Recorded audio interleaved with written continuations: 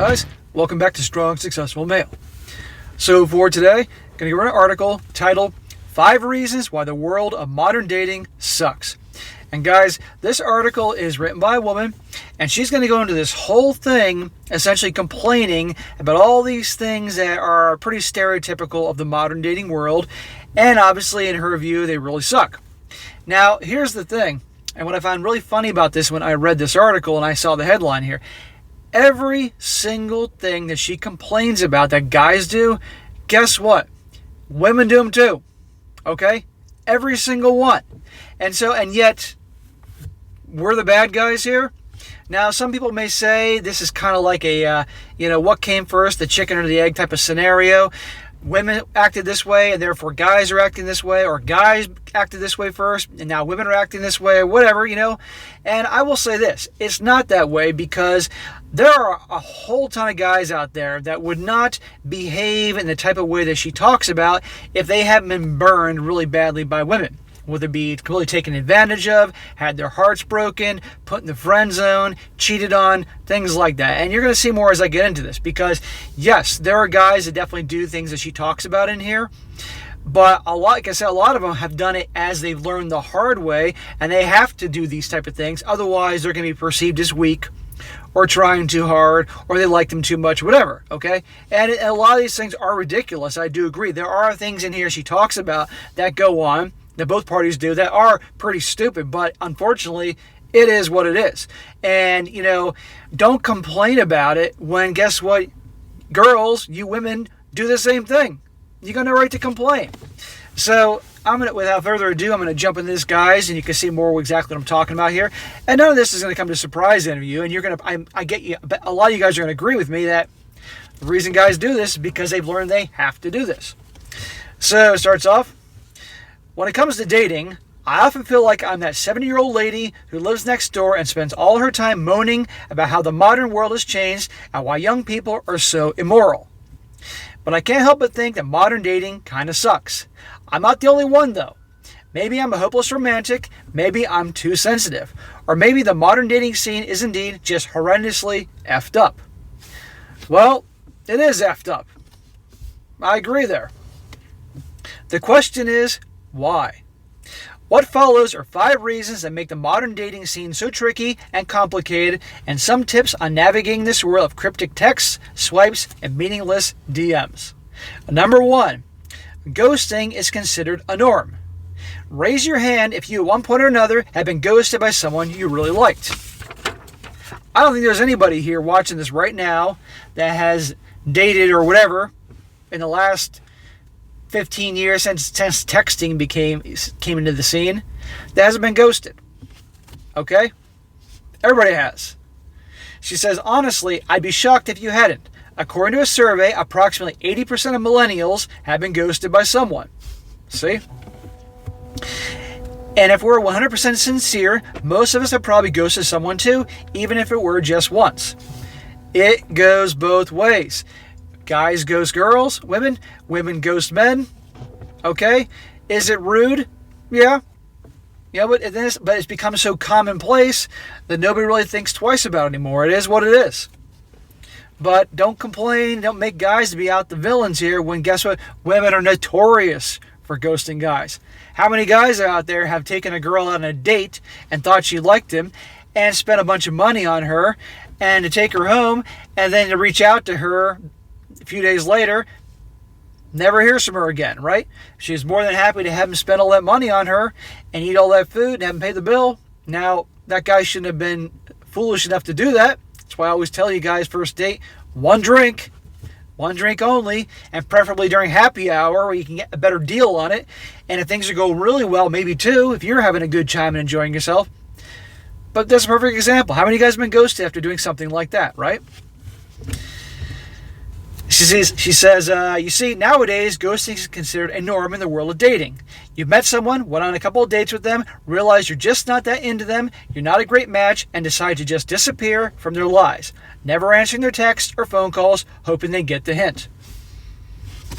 Yeah, it sucks. It's not cool. But again, both parties do it. Don't just say guys do it. Psychologist Janice Wilhauer explains the psychology behind ghosting. She says people who ghost are primarily focused on avoiding their own emotional discomfort, and they're thinking about how it makes the other, and they're not thinking about how the other person feels. The lack of mutual social connections for people who met online also means there are fewer social consequences of dropping out of one another's life.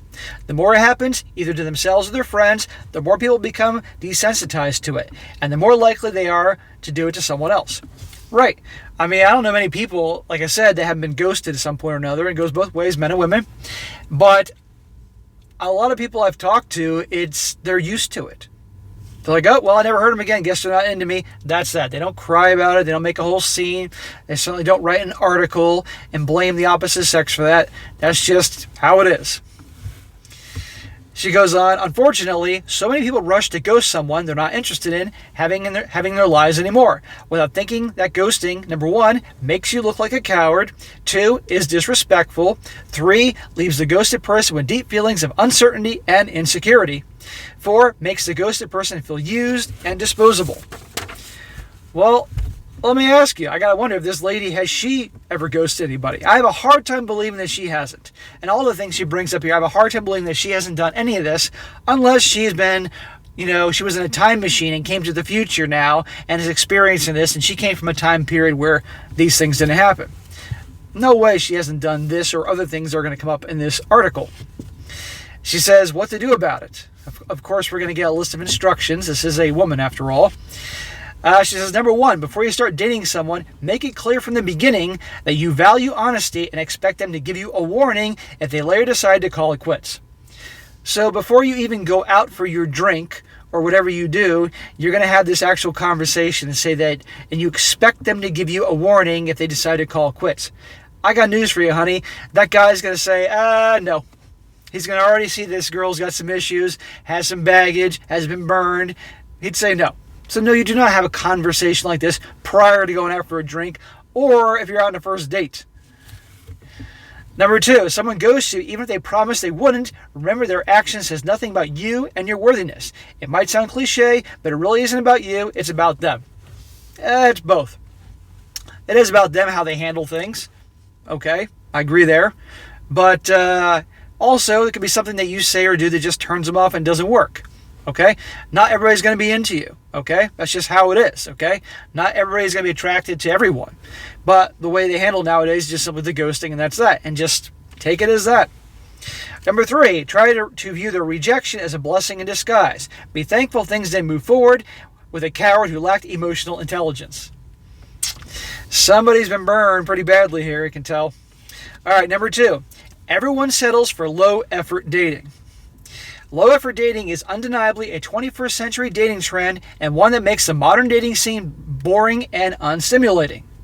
I usually hear complaints, mostly from women, ding, ding, ding, about how little effort men tend to put into dating nowadays. But I would easily say that a lot of women out there search for the easiest way to date as well. A lot of guys are waking up to realize that, in terms of, she says, the low effort into dating, why should they go spend a bunch of money on a chick on a date when they've been burned and ghosted, like we just talked about here, and nothing came of it? That's stupid. Okay, you're out of your damn mind. Only guys that are clueless or desperate are going to do that nowadays. Some guys say, well, you know what, I'm going out, so I want to actually get myself some food and do something I like. Okay, fine. I understand that, but get this, if you're paying for her, unless you got a lot of money, you're going to be losing some money there.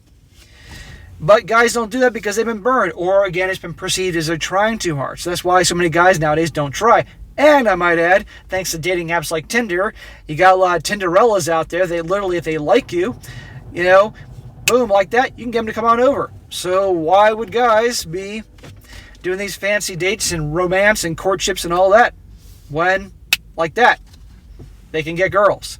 And guess what? It takes 2 to tango. So don't blame guys. It says here, among other things, low-effort dating means, number 1, skipping the romantic dinners and going straight to bed, searching for a physical connection instead of an emotional one. Number 2, having no standards and settling for pretty much anybody who's good-looking and available. Aha! I want to know what she looks like. Because at the end of the day, guys are going to be attracted to what they see. It doesn't make a difference how great of a person she is. If she doesn't meet the minimum standards in terms of a body type and looks.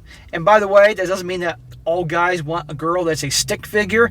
You got plenty of guys out there that like girls with curves, got girls with junk in the trunk, some girls with shorter hair, some girls with longer hair. Everybody, big boobs, small boobs, big ass, little ass, whatever. Everybody is different. But the point is, if she doesn't do it for the guy looks-wise, that's it. So women always get pissed off at guys and call us shallow or superficial about the whole looks thing. It is what it is. Accept it. Number 3, having people's backups in case things don't work out with a current or future partner. Oh, for God's sakes. Women do that all the time. We all know it. Girls always have a bunch of male orbiters that are dying to go out with them that they know they can have like that.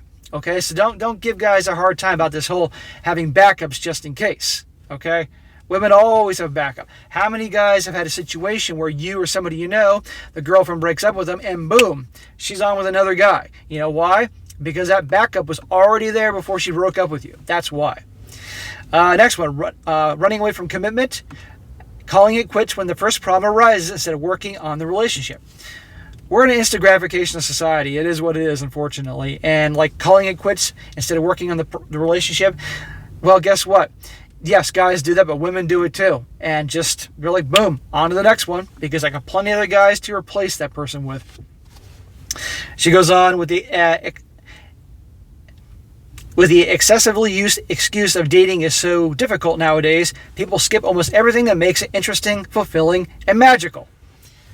Magical, huh? This is not a Hallmark movie. Why spend so much time going after someone when you can search for the newest dating site app, swipe right for a last-minute date, and settle for the first good-looking person who says yes? Well, welcome to the 21st century. Welcome to 2021 and how things go. She says what to do about it, because after all these things, we're going to get a list of instructions on how to change our behavior. She says, number 1, be mindful of how you set the tone from the beginning with someone. Make it clear you don't want to rush into things. Number 2, don't make yourself available for someone in hopes that they'll change their behavior towards you later. Number 3, don't start dating someone just for the sake of being in a relationship. It's better to wait for a person who will be willing to pursue you and put in the effort to win your heart, even if that means you'll be single for a long time. Win your heart. Again, this is not a romance movie. Number 3, about her issues. Cheating is getting more acceptable. Well, I agree with that. I'm not saying it's right, but with regards to women, it's almost encouraged now in some circles for women to cheat. Because, because guys are so evil and guys do it all the time. And don't get me wrong, there are plenty of dudes that cheat. Always has been, always will be. But it doesn't mean that we're all this way. She says, according to a series of surveys on cheating, although over 90% of Americans consider infidelity as immoral, around 30 to 40% that will cheat on their partners at one point or another. I believe that. I think the number's higher. Truth be told, lately I've been hearing more and more people saying things like, come on, cheating isn't that bad. It can happen to anyone. Just because you cheat once doesn't mean you're a bad partner. See? What'd I tell you? From what I see, our society is becoming more and more cynical. A great percentage of people choose to turn their backs on romanticism, and as a result, cheating is getting more acceptable. And although cheating doesn't necessarily make someone a bad person, didn't she just kind of say it was? It makes a bad partner and someone who lacks emotional intelligence. It shouldn't be acceptable or forgiven that easily. Well, I agree with that. And I wholeheartedly say that once a cheater, always a cheater. And for a lot of people, that's just the way they handle things, okay? So, guys, your gal cheats on you, move on. That's it, okay? If she's so sorry and all that, say, okay. If you are the forgiving type, say, okay, I forgive you, but I am not going to forget, and we're done. That's it. I wish you well. Or if you're on a date and someone mentions or somehow comes up before you actually get serious that the girl cheated on her previous boyfriends, big red flag. Get out of there. It's going to happen to you. Once things don't go well with her, she'll cheat. If you don't believe me, just go ahead and date someone like that and watch what happens. She goes on, what to do about it. The phrase, once a cheater, always a cheater, was invented for a reason. If someone tells you they've cheated on a partner before, there's a high possibility they'll cheat on you too. It's wiser to walk away and get involved with someone more reliable. I agree with her on that. Number 2, most people who get cheated on tend to tie their partner's infidelity with their own self-worth. A huge mistake. If it ever happens to you, remember that even the most beautiful, successful, and clever person can get cheated on. Cheating can happen for a variety of reasons, and none include a person's self-worth. Yeah, I mean, there are people out there that's just their view in the world. They're going to do that. So you can't, yes, everybody can make mistakes in relationship, but somebody that actually is healthy and a healthy view on things, healthy way of handling things, we'll try to work it out instead of just rolling the hay with someone to come by to make themselves feel better. But there are plenty that won't. You got to be careful, and you can't blame yourself unless you are doing things that are really screwing things up. But even then, the cheating part's on them. The mature thing to do is you're not happy with the relationship, don't cheat, just move on. End of story. And it goes both ways, both for men and women. Number 4, this is probably my favorite part of the whole thing. Number 4, her fourth complaint why dating sucks. Modern dating is all about mind games. Call me crazy, but last time I checked, women are all about the mind games and manipulation and all that. One of the most frustrating things about modern dating is that most of the time it's all mind games. You have made things way more complicated than they should be, playing with each other's feelings and thinking it's fun. I can't believe she's writing this. Come on here. Women are always playing mind games, whether it be testing the guy's strength, saying and doing things deliberately to see how a guy reacts, to test his strength, to test his SMV, sexual market value, all these things to test the guy, okay? And I've heard every justification for these actions known to men. I've heard it all from women. But at the end of the day, it's still mind games and manipulation. And guys do far less of this than women do. And the only reason guys end up doing this is because they learned if they don't do this type of stuff, and I'll get more into that in a moment, it's not going to go well. She says, everyone is calculated in order to appear effortless. Everything is calculated in order to appear effortless. Even the simplest text is overthought 10 times. One day you make future plans with someone, and the next day they've disappeared. You go on a couple of dates where you both seem to have an amazing time, and suddenly tell you it just won't work out between the two of you. Well, with regards to the text, how about the fact that how many times a guy could text a woman, and she might not get back to the next day on purpose? On purpose, to see if he's going to double or triple text her, which, by the way, guys, you never do. They'll do that on purpose. So they'll say they'll call you tomorrow. They don't call you for 5 days or all. On purpose, to see if you're going to wig out and bombard them with calls, bombard them with texts to test and see if you're needy. Those are mind games. But again, I've heard these things justified. And there's plenty of other things. Or blow you off and to see how you're going to react, right? Playing hard to get, sending mixed signals, guilt-tripping, and gaslighting are tactics often used in the initial phase of dating. As psychologist Jeffrey Bernstein explains, while head games can manifest themselves anytime, the initial phase of meeting and dating is highly vulnerable to such exploitation because neither person knows yet what will become of the relationship. Could this truly be love that will endure the test of time? If so, do just one of you, neither of you, or both of you think this may be the case? Or will you see each other a few more times until one of you cools off and ends it? Why can't things be more simple? Well, you tell me, lady, okay? And again, like I said, in terms of the mind games, this is something definitely that women have led the charge on for pretty much since the Garden of Eden and Eve with that apple. Okay, but and guys end up doing these things because they know if they respond to her text too quickly, that can be perceived as him liking her too much, and therefore she'll lose attraction for him. You get what I'm coming from here? Even or just plenty of other things. Okay, that's just one example, but guys have to play into this too, because if not, they're going to be perceived as liking the girl or the woman too much or trying too hard. She says, what to do about this? Number 1, invest in people who are by nature straightforward, honest, and genuine. When it comes to dating, some people like mind games, while others prefer to be open and blunt. It's best to invite the latter into your life. You know, how many times have you guys heard women say, I don't like games, I don't want games, and yet they're the ones that play the games, right? They just don't want you to play the games. They can do it. Number 2, if you see the person you're interested in playing mind games with you, walk away. Don't try to explain their behavior or wait for them to change it. If someone truly wants to get to know you and be by your side, they'll make it clear to you. Yeah, if they're going to make that clear to you, and all of a sudden, guess what? Oh, I now know where I stand with him. He just told me that he wants to be with me. He just told me he likes me. Oh, there's no more challenge anymore. It's boring. Next, on to the next guy. This is why guys do these things that she complains about. Number 3, simplifying things is always a good idea. Why not do the first move and make things simpler between you and your potential partner? If you like them, tell them. If you want to know how they feel about you, ask them. Being blunt might sound scary, but it's totally worth it. It'll save you a lot of time and energy and emotional strength.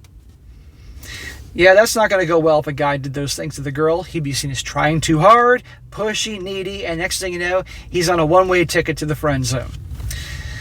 Number 5 of her list of complaints about the dating world today. Everyone seems to be still hung up on their ex. Although this might be an unpopular opinion, I dare to say that one of the main reasons modern dating is tricky and complicated is because so many people are still hung up on their exes. The reason I didn't move forward with 80% of the people I went on a couple dates with is because I found that they hadn't moved on from their previous relationships. Well, again, today's world, a lot of people, they move on very quickly to somebody else because they have a hard time getting over the other one. And now who is notoriously guilty of this? Women.